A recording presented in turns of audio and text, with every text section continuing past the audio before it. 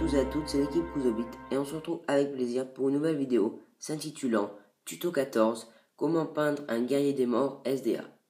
Donc ce sont des figurines, donc au niveau de l'histoire un peu vous savez qui sont les guerriers qui sont à l'état de spectre et qui sont condamnés à rester spectres tant qu'ils n'ont pas rempli leur serment qui était de porter secours à Isildur.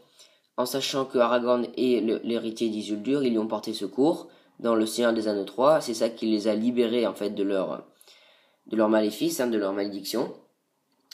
Donc après c'est des figurines au niveau du jeu qui sont quand même assez sympas, qui ont des bonnes règles spéciales, excusez-moi.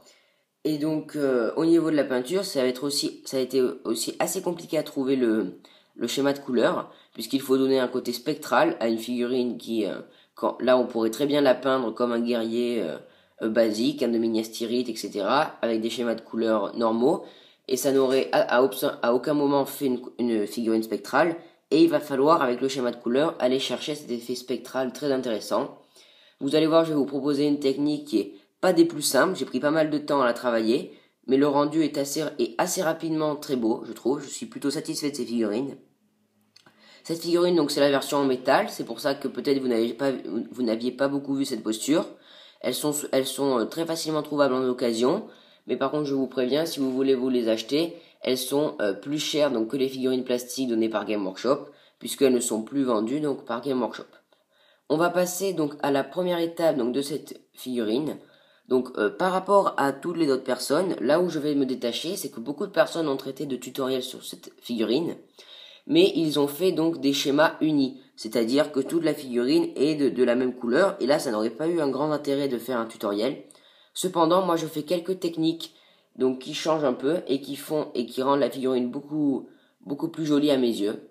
Donc là la première étape, ça va pas être de faire une teinte spectrale, mais ça va être vous allez voir les parties bois. Donc les parties bois, moi qu'est-ce que j'appelle? C'est ici vous voyez, il y a une partie du bouclier avec ici la rainure, voilà. Donc ça c'est une partie bois. Il y a également, c'est tout, mais il y a aussi le pommeau de l'arme, qui est une partie bois. Et il y a aussi le casque. Donc vous avez, voilà, là vous voyez. Il y a les 4 stries qui sont en métal, d'après moi. Et il y a tout le casque en lui-même, la coque, qui est en bois. Donc toutes ces parties, vous allez les peindre, vous allez appliquer comme une méthode de glacis. Mais vous allez passer directement de la Grax Earthshade. Et vous allez voir que ça va vous faire une teinte bois très jolie. Voilà, la première couche est passée.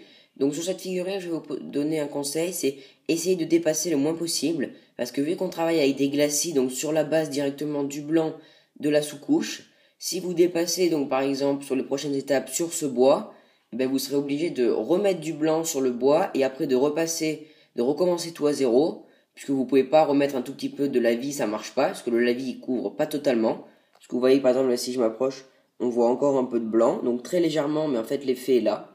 Alors que si vous aviez pris une peinture opaque comme du Montfang Brown, l'effet n'aurait pas du tout été le même. De plus, si vous trouvez que là par exemple ma teinte est trop peut-être claire ou trop foncée, ça dépend tout simplement de la quantité de lavis que vous mettez.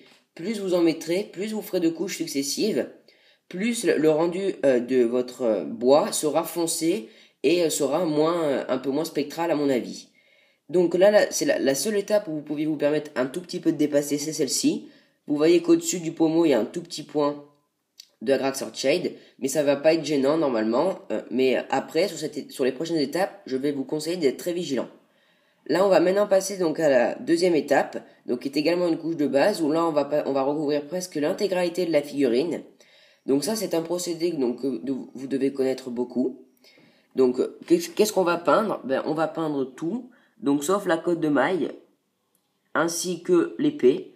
L'épée, qui part pointu. Ou sinon, tout ce qui est tête, avec le casque également aussi, vous n'allez pas le peindre. Mais tout ce qui est la tête, les autres parties du bouclier, ou la cape, moi je les peins, en Nihilakh Oxide. Cette peinture, là je sais pas si vous voyez très bien, je vais vous allumer la lumière. Et cette peinture, elle est souvent utilisée, pour faire, le côté spectral. À la base, c'est pour faire de l'oxyde, comme son nom l'indique, mais on l'utilise aussi beaucoup pour faire le spectral. Et sur les guerriers des morts, c'est parfait. C'est pareil, c'est une texture de la vie. Vous ne diluez pas, vous appliquez simplement Là, vous pouvez y aller franco, parce que c'est plus une peinture qui est faite pour être appliquée comme ça. Donc, allez-y franco, mais c'est toujours pareil. Plus vous en mettez, plus votre peinture sera opaque. Voilà, donc on a passé l'étape donc avec du Nihilakh Oxide. Donc, vous pouvez voir que là, presque toute la figurine est peinte.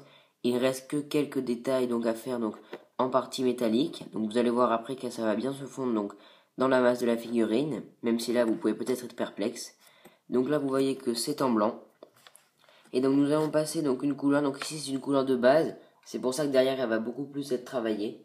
Donc vous allez bien la diluer, parce que sinon non seulement c'est, vu que c'est une peinture base, c'est dans une application basique j'ai envie de dire, il faut la diluer, mais là en plus, vu qu'il vaut mieux privilégier une peinture légère pour essayer de conserver un effet spectral, il ne faut vraiment pas oublier la dilution qui est primordiale sur cette peinture. Donc vous allez passer sur les parties métalliques, donc du Leadbelcher, voilà, que vous voyez ici, donc sur les parties métalliques. Et donc je vous conseille, donc, je vous donne un petit conseil par rapport à ces applications de couche de base. C'est, déjà je vous conseille l'application donc d'un pinceau, avec un pinceau fin, ce qui vous permettra de plus doser donc l'application de la vie, donc c'est plus pour les deux lavis d'avant que pour le Leadbelcher, mais aussi pour le Leadbelcher ça vous évitera de déborder. Franchement, travaillez avec un pinceau fin la plupart du temps, sauf pour le derrière, si vous voulez faire la cape, là vous pouvez le faire au gros pinceau ou au pinceau moyen. Et après aussi, attendez bien donc les temps de séchage entre les deux lavis, oui, entre l'Agrax Earthshade et le Nihilakh Oxide. Ou sinon, si vous attendez mal, vu que les peintures sont très liquides, elles risquent de se mélanger, glisser sur la figurine, et ça vous massacre la figurine, vous êtes obligé de recommencer. Voilà, j'espère que j'ai été assez clair, on se retrouve tout de suite. Donc, toutes les couches de base ont été posées. On va commencer donc par l'application d'un premier lavis qui va être très ciblé. C'est donc sur le métal, parce qu'il va y avoir un plus gros travail à effectuer sur le métal pour le rendre spectral. On va commencer donc par un lavis classique donc sur le métal en Leadbelcher, avec donc un lavis, là vous l'appliquez totalement naturellement et normalement, un lavis de Nuln Oil. Le travail a été effectué donc avec le Nuln Oil donc sur les parties métalliques. Donc vous voyez que ça fait donc un effet donc standard, donc comme donc du métal normal. Et donc c'est là où on va intervenir en fait un lavis général donc de la figurine. Et donc c'est là où je vais vous faire également une petite remarque, puisque c'est que vous pouvez voir donc par exemple sur vos figurines, peut-être il y aura ça, moi également il y a ça. Donc c'est voilà, je vais essayer de mieux zoomer. Vous voyez que ici, donc au bout de mon doigt, là il y a donc une petite partie blanche, donc qui est en fait un endroit où le lavis n'a pas réussi à aller. Donc cela arrive quand on travaille avec des lavis et glacis comme on fait là. Et donc ça peut arriver aussi pour la Grax, etc. Et donc ce n'est pas très grave, puisque en fait, donc avec le lavis donc, que nous allons passer, ça va vraiment faire des dégradés donc assez sympas ça va en fait totalement être recouvert donc par le lavis qui va arriver, puisque donc c'est du blanc, et donc c'est d'où l'importance de faire une sous-couche blanche. On peut également observer donc que sur la cave derrière, donc vous le voyez bien à la caméra, il y a vraiment les parties proéminentes qui sont beaucoup plus blanches que les creux.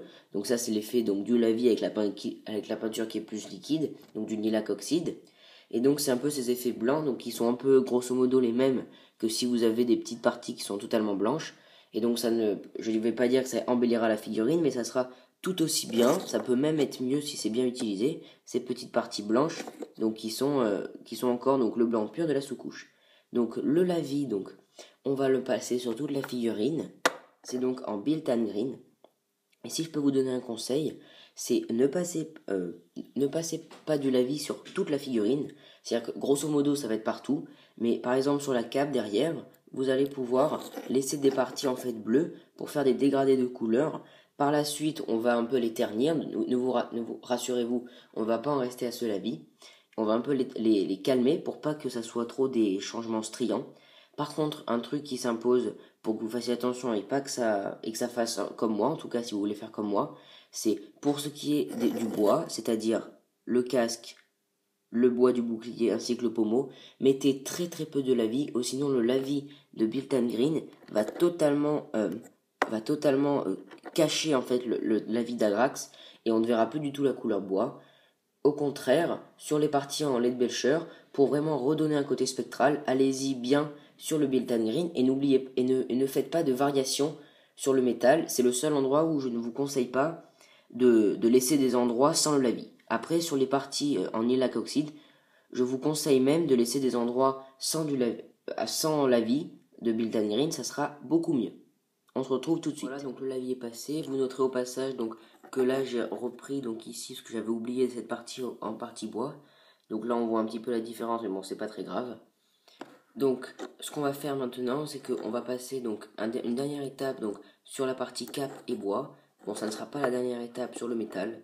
Donc là on va partir en brossage à sec pour faire, donc ça c'est assez classique également. Donc vous allez faire un assez bon brossage à sec, donc en blanc, en céramique white, sur toute la figurine. Également, donc petite exception à la règle, sur le métal, je vous conseille de beaucoup plus forcer sur le blanc, pas non plus à l'excès, mais plus forcer, parce que vous allez voir par la suite que ça pourrait peut-être faire un meilleur rendu. Moi, en tout cas, c'est ce que je fais. Donc le lavis, donc le brossage à sec vient d'être terminé. Vous noterez donc au passage ici, donc j'ai refait une partie en bois que j'avais oublié de faire. Donc là, voilà, c'est comme si de rien n'était. Vous voyez que c'est comme exactement l'autre partie en bois. Donc vous voyez également que sur le brossage à sec, donc je l'ai fait aux endroits donc que je souhaitais et que donc là c'est comme je veux. Pour les parties donc métalliques, donc par exemple ici l'arme, mais aussi donc la cotte de maille, vous voyez j'ai bien forcé donc le lavis blanc, ce qui va me permettre donc de mieux travailler par la suite donc les parties métalliques qui sont encore, vous le voyez, beaucoup trop humaines. Donc là la figurine est terminée, sauf donc les parties métalliques que nous allons traiter maintenant en 2 étapes pour terminer la figurine. Après libre à vous donc de retoucher au Built and Green et donc au brossage blanc donc toute la figurine, donc les parties spectrales donc plus vertes, pour que ça donne parfaitement donc le rendu que vous vouliez à certains endroits, des petits ombrages que vous refaites, etc. Donc on va passer donc à l'étape donc sur toutes les parties métalliques. Vous allez donc réappliquer un lavis de Built and Green. Voilà, vous réappliquez un lavis de Built and Green sur toutes les parties métalliques. N'abusez pas non plus, mais faites un lavis assez conséquent qui va vous permettre de réombrer et remettre donc ce lait de Belcher donc qui a été bien travaillé déjà et qui a été brossé en blanc, donc il va le remettre plus vert et on terminera par une dernière petite étape. Voilà, donc vous voyez que le lavis là il a bien pris donc les parties métalliques qui sont redevenues bien vertes et donc on va terminer donc cette figurine par un dernier brossage. Donc là en fait ce que vous allez faire c'est que par exemple pour les parties de cotte de maille, vous allez privilégier donc ça va être un très léger brossage à sec sur les parties plus internes, c'est-à-dire vers le milieu en fait de la cotte de maille, ici voilà au bout de mon doigt, et pas sur les extérieurs, ce qui va permettre de créer des transitions.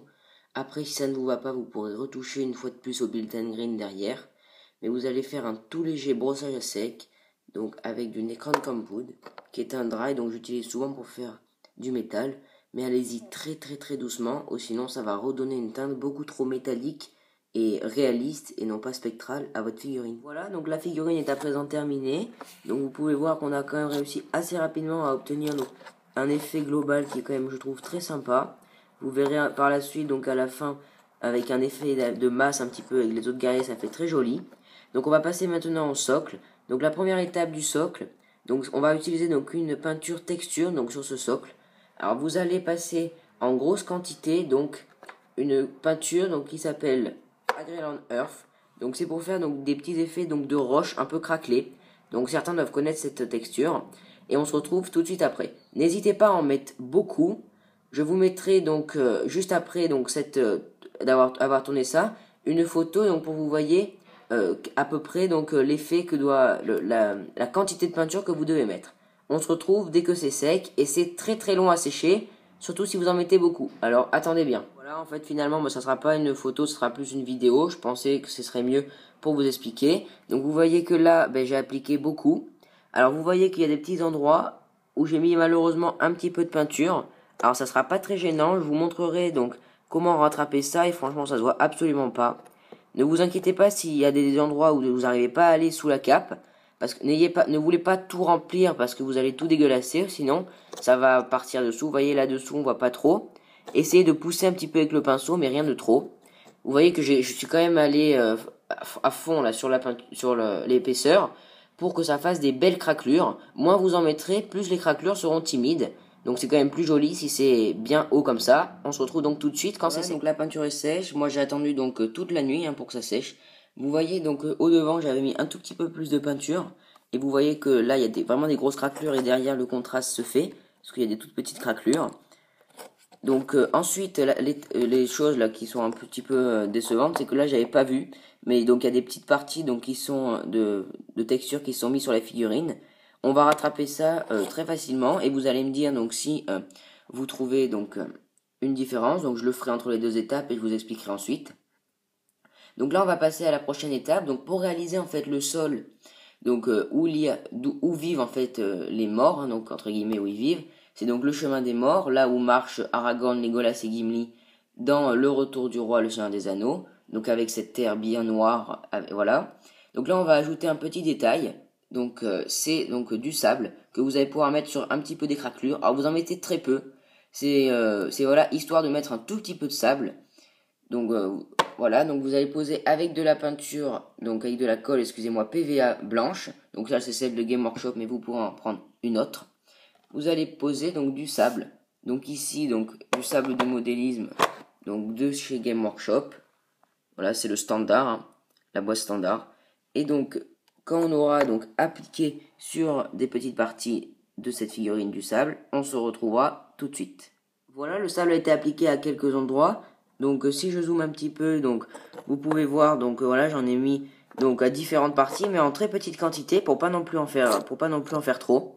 Et donc maintenant on va commencer donc la peinture donc de ce socle avec donc une couche de base, donc tout simplement en noir, Abaddon. Voilà, donc là on a le noir donc qui a été appliqué sur tout le socle. Vous voyez que ça change bien donc l'aspect donc du socle avec donc voilà, c'est vraiment de la roche bien noire, bien belle. Et donc on va passer donc au premier brossage. Donc on va faire un brossage à sec, donc en échine grès. Et par contre je vais vous conseiller quelque chose, c'est surtout le brossage à sec que nous allons faire, faites-les assez légers puisque l'intérêt c'est quand même qu'à la fin il y ait des parties qui restent totalement noires pour que ça fasse plus joli et moi je trouve ça plus sympa. Après donc c'est mon avis mais c'est un conseil que je vous donne. Donc voilà, donc j'ai passé donc la couche donc sur le socle. Vous voyez donc que c'est quand même des brossages qui sont très légers, parce que vous voyez sûrement à peine, parce que donc c'est le plus foncé, donc c'est celui qui fait le moins de contraste. Et en fait tous les brossages à sec vont être assez légers pour vraiment garder le noir, et c'est vraiment pas des brossages à sec comme on pourrait faire sur d'autres endroits où le but est de presque recouvrir. Le but est vraiment de faire une roche qui est presque totalement noire. On va donc passer donc un deuxième brossage à sec. Voilà, donc la peinture est passée, vous devez très peu voir la différence. Vous voyez donc là, voilà, avec le reflet, vous voyez un peu. Mais donc c'est vraiment des brossages secs qui vont être très légers et donc qui vont simplement faire une petite teinte au noir. Mais le but premier est de vraiment garder cette couleur noire. En plus, donc c'est le premier brossage sec et c'est le plus foncé. Donc c'est vraiment pas le contraste qu'on verra le plus. Donc faites vraiment des brossages secs très légers. On va passer donc tout de suite à un deuxième brossage à sec. Donc avec cette fois-ci un gris donc beaucoup plus clair. Avec donc un brossage à sec en downstone. Voilà, le brossage à sec a été une fois de plus appliqué. Vous voyez donc c'est toujours donc quand même assez léger. Donc franchement c'est mon objectif. Après si vous préférez un socle beaucoup plus contrasté donc en gris, vous pouvez très bien donc continuer donc dans cette logique et faire donc beaucoup plus donc de dégradé. Donc je vais vous zoomer donc pour vous montrer un peu mieux le socle. Voilà. Donc vous voyez que les petites parties donc en sable font très bien. Et ça fait comme un petit peu de la pierre écaillée, enfin pas du tout écaillée, enfin un peu de la pierre, donc des tout petits gravillons de pierre. Et donc on va passer au dernier donc brossage à sec. Donc ça va être un brossage à sec en administratum grès. Donc là je vous conseille de faire surtout sur les petits grains de sable et à peine donc sur les bords donc des crevasses pour pas non plus faire trop, parce que ça vraiment administratum grès c'est vraiment très clair, donc faites attention. Voilà, toutes ces étapes vont plutôt vite. Donc vous voyez que déjà là ça a bien éclairci donc le socle, alors que j'ai pas fait à tous les endroits. Donc c'est pour ça que je vous dis de faire attention. Vous voyez que voilà, le socle est bien éclairci. Et donc là on va passer donc à une dernière étape. Donc là pour ceux qui connaissent, donc on va faire un OSL. Et donc pour ceux qui ne connaissent pas, parce que je pense que beaucoup ne savent pas le terme, donc c'est en fait on va tout simplement faire un reflet. Et donc en fait vous allez faire cette fois-ci un gros brossage à sec en blanc, en fait toutes les parties tout autour de la figurine. Donc et ça sera l'occasion donc de rattraper donc toutes les parties marron que vous avez ratées au tout début. Et donc vous allez faire tout un brossage qui va faire comme un reflet. Et après je vais vous montrer une petite astuce pour le travailler. Si vous ne comprenez pas tout, vous allez voir tout de suite après qu'est-ce que c'est. Et j'espère que vous aurez bien compris à ce moment-là. Le reflet a été réalisé. Vous voyez, du coup, ça fait vraiment beaucoup de blanc donc tout autour de la figurine. et vous voyez qu'on ne voit absolument plus donc les parties marron qu'il y avait. Donc là j'espère que vous avez bien compris donc quel était le but. Et donc je vous conseille au début de le faire beaucoup plus fort, même si après par la suite vous pourrez réajuster l'intensité, donc en remettant, soit en recommençant carrément, mais ou sinon si vous faites des petits brossages de gris etc très légers, des fois ça peut suffire donc à calmer donc le reflet. Pour terminer donc ce reflet et pour reprendre les parties blanches que vous avez fait sur la figurine, si elles sont trop blanches, puisque ça vous a pris en fait les bases de la figurine, ce qui est normal. Vous allez tout simplement donc appliquer donc au pinceau fin, je vous le conseille, donc du Built and Green, pas sur toutes les parties blanches, mais un petit peu, et c'est ce qui va vraiment faire le reflet blanc de la figurine attendue. Voilà, donc l'OSL est terminé. Donc vous pouvez voir que ça fait vraiment donc à des moments très verts, à des moments plus blancs. Ça vous pouvez tout à fait librement réajuster ça. Et donc ce que nous allons faire donc c'est que on va terminer le socle. Donc vous voyez que j'avais fait la bordure en noir, mais que ici par exemple il va falloir la refaire. Donc c'est normal. Je l'avais fait juste pour finir ma peinture au moment où j'avais fait la couche en noir. Et donc moi en fait ce que je vais vous proposer, c'est donc de rajouter un petit élément de modélisme, donc pour donner un petit peu de valeur ajoutée donc à notre figurine. Et donc ça va être donc des crânes plastiques. Donc là j'ai acheté donc sur un site donc internet, donc Tabletop Art. Donc c'est un site allemand.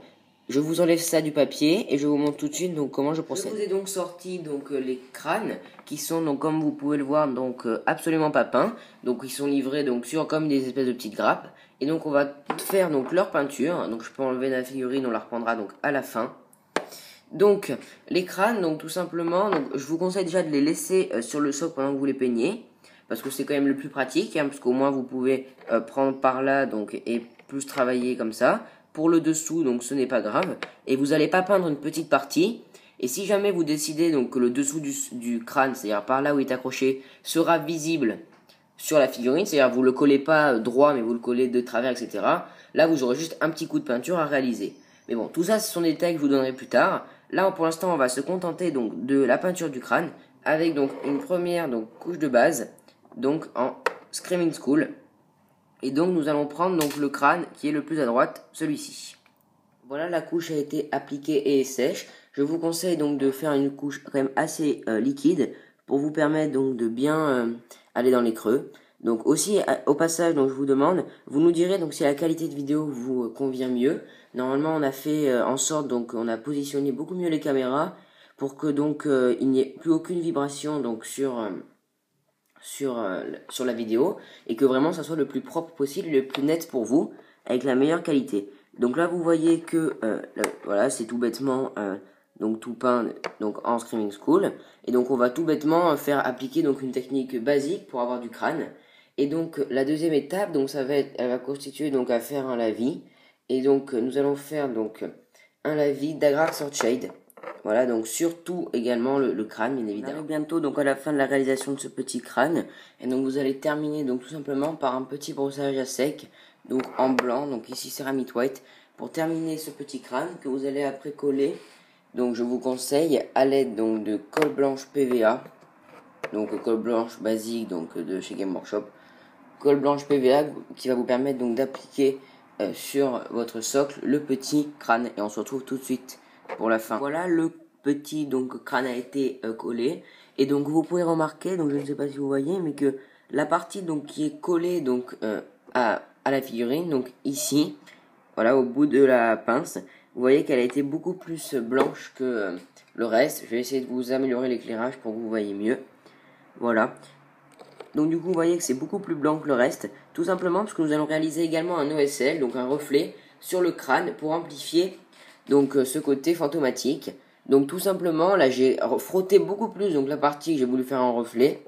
Et donc après vous allez tout simplement passer donc un lavis de Built and Green donc sur la partie donc du reflet.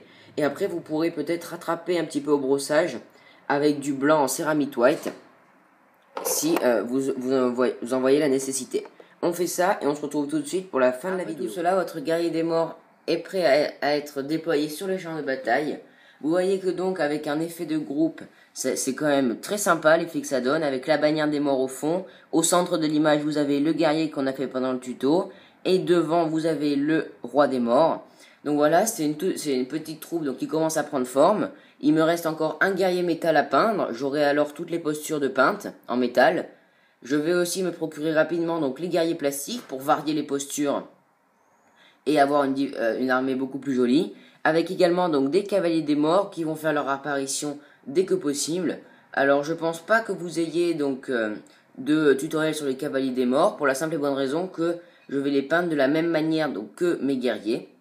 On espère en tout cas donc que ce tutoriel vous aura plu, que la qualité de vidéo a été bien améliorée et que les efforts sont visibles à la caméra. Beaucoup moins de vibrations, du coup c'est beaucoup plus agréable à regarder, on l'espère. En tout cas, dites-nous toutes vos impressions dans les commentaires, dans l'espace commentaire, si vous avez aimé ce tutoriel, si il y a des questions, si vous avez besoin donc d'un ajout de quelque chose. N'hésitez pas, on vous répondra très rapidement et avec beaucoup de plaisir. Moi personnellement, j'ai pris également beaucoup de plaisir à vous présenter cette figurine et je tiens à remercier également donc tous les membres donc de la destinée du Dunedain, qui est donc le forum sur lequel on est présent. Et donc merci à tous les membres qui ont répondu donc à ma section Armée des Morts, puisque c'est donc grâce à ce sujet donc de ce forum que donc c'est de là donc est venu beaucoup d'idées donc pour cette application de peinture. Voilà, ils m'ont conseillé pour telle et telle technique sur cette figurine en particulier. Si vous ne connaissez toujours pas ce forum, même si on en parle souvent, on vous invite franchement à y aller.